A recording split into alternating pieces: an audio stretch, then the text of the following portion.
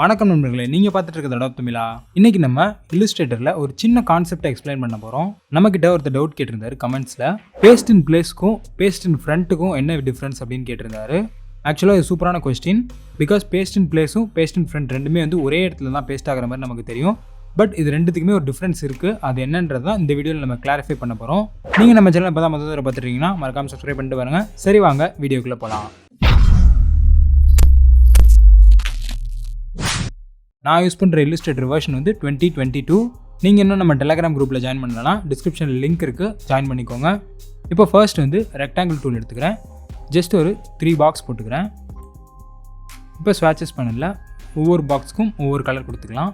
So red, green, blue கொடுத்துக்கிறேன். இப்போ இந்த ரெட்டுக்கு மேலே இந்த ப்ளூ வச்சுக்கிறேன், அதுக்கு மேலே வந்து இந்த க்ரீன் வச்சுக்கிறேன். இந்த மாதிரி இதில் பார்த்தீங்கன்னா டாப்பில் வந்து க்ரீன் இருக்குது, அதுக்கு பின்னாடி ப்ளூ இருக்குது, அதுக்கு பின்னாடி வந்து ரெட் இருக்குது. நம்ம செக் பண்ண போகிறது வந்து ஒரு 3 ஆப்ஷன் தான்.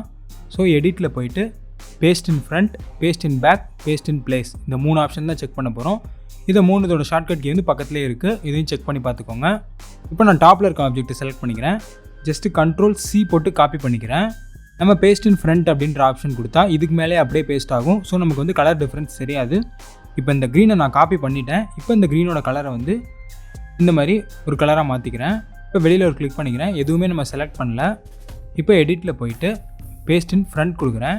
இதில் பாருங்கள், இந்த கலருக்கு முன்னாடி வந்து இது பேஸ்ட் ஆகிடுச்சு. இப்போ அதை டெலீட் பண்ணிக்கிறேன். அடுத்த ஆப்ஷன் எடிட்டில் போயிட்டு பேஸ்ட் இன் பேக் கொடுக்குறேன். ஸோ இப்போ நம்ம என்ன திங்க் பண்ணுவோம், இந்த ப்ரௌனுக்கு பின்னாடி தான் அது பேஸ்ட் ஆகிருக்கு அப்படின்னு நினைப்போம். பட் அப்படி இல்லை. இதை மூவ் பண்ணி பார்த்தீங்கன்னா ஓவரால் எல்லா கலருக்குமே பின்னாடி போய் பேஸ்ட் ஆகிடும். அதான் பேஸ்ட் இன் பேக். இப்போ அகைன் Ctrl+Z கொடுத்துக்கிறேன். இப்போ நமக்கு பின்னாடி ஒன்றுமே இல்லை. மூணாவதாக இருக்க ஆப்ஷனை கொடுத்து பார்ப்போம்.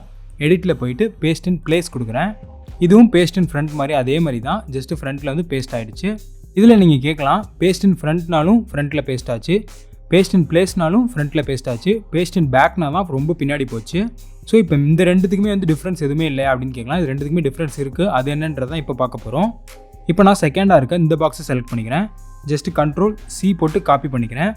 ஸோ நம்ம பேஸ்ட் பண்ணும்போது நம்ம கலர் இதே கலராக வரக்கூடாது. அதனால் இப்போதைக்கு இதை ஜஸ்ட்டு சிம்பிளாக ஒரு கலர் மாற்றிக்கிறேன், க்ரீனாக மாற்றிக்கிறேன். ஃபஸ்ட்டு டாப்பில் இருக்கிறத நம்ம காப்பி பண்ணும்போது இதை செலக்ட் பண்ணாமல் ஜஸ்ட்டு வெளியில் ஒரு கிளிக் பண்ணிட்டு எதையுமே செலக்ட் பண்ணாமல் நம்ம இந்த ஆப்ஷன்லாம் கொடுத்தோம். இப்போ நம்ம இங்கே இருக்க ப்ளூவை காப்பி பண்ணியிருந்தோம். இப்போ இந்த ஆப்ஜெக்ட்டை நான் செலக்ட் பண்ணிக்கிறேன். செலக்ட் பண்ணிவிட்டு இப்போ ஆப்ஷன் நான் கொடுக்குறேன். எடிட்டில் போயிட்டு பேஸ்ட் இன் ஃப்ரண்ட் கொடுக்குறேன். இந்த ஆப்ஜெக்ட்டுக்கு முன்னாடி தான் பேஸ்ட் ஆகுது, ஓவராலாக முன்னாடி வரல. டெலீட் பண்ணிக்கிறேன். அடுத்து இதை செலக்ட் பண்ணிவிட்டு எடிட்டில் போயிட்டு பேஸ்ட் இன் பேக் கொடுக்குறேன்.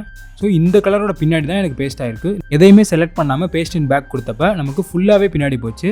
இந்த ஆப்ஜெக்ட்டை செலக்ட் பண்ணிவிட்டு பேஸ்ட் இன் பேக் கொடுத்தனால இந்த ஆப்ஜெக்ட்டுக்கு பின்னாடி தான் இது பேஸ்ட் ஆகிருக்கு. அடுத்து ஃபைனலாக எடிட்டில் போயிட்டு பேஸ்ட் இன் பிளேஸ் கொடுக்குறேன்.